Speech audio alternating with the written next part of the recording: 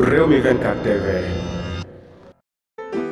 Bismillah dal leen ak jàmm ci xibaar jeudi 21 décembre nouvelle bu neex a neex ci ki nga xamante ne rek moom mooy président Ousmane Sonko tey jii ginnaaw ba nga xamante ne fële ca commune bu Tivaouane patriote boo xamante ne rek ñu ngi koy woowee Baye Dame Ka moom mii di Baye Dame Ka ginnaaw rek ba nga xamante ne am na